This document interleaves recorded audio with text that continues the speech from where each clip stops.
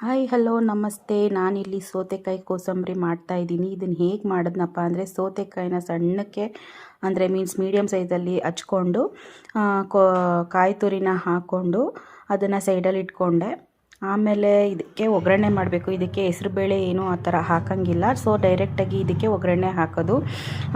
ತುಂಬ ಟೇಸ್ಟಿಯಾಗಿರುತ್ತೆ, ಚೆನ್ನಾಗಿರುತ್ತೆ. ನಾನಿಲ್ಲಿ ಫಸ್ಟು ಒಗ್ಗರಣೆಗೆ ಸಾಸಿವೆ ಉದ್ದಿನಬೇಳೆನ ಸ್ವಲ್ಪ ರೋಸ್ಟ್ ಮಾಡ್ಕೊಂಡಾದ್ಮೇಲೆ ಹಸಿಮೆಣ್ಸಿನ್ಕಾಯಿ ಹಾಕ್ಕೊಂಡಿದ್ದೀನಿ. ಹಸಿಮೆಣ್ಸಿನ್ಕಾಯಿ ಆದಮೇಲೆ ಹಚ್ಚಿಟ್ಕೊಂಡಿರೋ ಕರಿಬೇವು ಹಾಕಿದ್ದೀನಿ. ಅದಾದಮೇಲೆ ಸ್ವಲ್ಪ ಅದು ಕೆಂಪಗೆ ರೋಸ್ಟ್ ಆಗೋಷ್ಟರಲ್ಲಿ ಉದ್ದಿನಬೇಳೆ. ಇದಕ್ಕೆ ಕಡಲೆಬೇಳೆ ಹಾಕೋಂಗಿಲ್ಲ, ಜಸ್ಟ್ ಉದ್ದಿನಬೇಳೆ ಹಾಕಿದ್ರೆ ಸಾಕು. ಅದಕ್ಕೆ ಸ್ವಲ್ಪ ಘಮಕ್ಕೋಸ್ಕರ ಹಿಂಗೆ ಹಾಕ್ತಾಯಿದ್ದೀನಿ.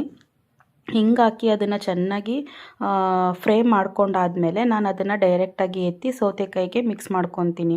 ಸೌತೆಕಾಯಿಗೆ ಫಸ್ಟೇ ನಾನು ಏನು ಮಾಡಿದ್ದೀನಪ್ಪ ಅಂದರೆ ಸ್ವಲ್ಪ ಪೆಪ್ಪರ್ ಪೌಡ್ರನ್ನ ಫಸ್ಟೇ ಉದುರಿಸಿದ್ದೀನಿ. ನೀವು ನೋಡ್ತಾ ಇರ್ಬೋದು, ಫಸ್ಟೇ ಹಾಕಿದ್ದೀನಿ. ಅದಾದಮೇಲೆ ನಾನೇನು ಮಾಡ್ತೀನಿ, ಸ್ವಲ್ಪ ಕೊತ್ತಂಬರಿ ಸೊಪ್ಪನ್ನ ಆ್ಯಡ್ ಮಾಡ್ಕೊತೀನಿ. ಎಷ್ಟು ಚೆನ್ನಾಗಿರುತ್ತೆ ಅಂದರೆ ತುಂಬ ಟೇಸ್ಟಿಯಾಗಿರುತ್ತೆ. ನೀವೊಂದು ಸತಿ ಟ್ರೈ ಮಾಡಿ ನೋಡೋಣ ನಮ್ಮ ಮನೆಯವ್ರಿಗೆ ಏನು ಹೇಳ್ತಾರೆ ಅಂತ ಅಂದ್ಬಿಟ್ಟು. ಹೆಂಗೈತೆ ಚಿನಿ? ಸೂಪರ್.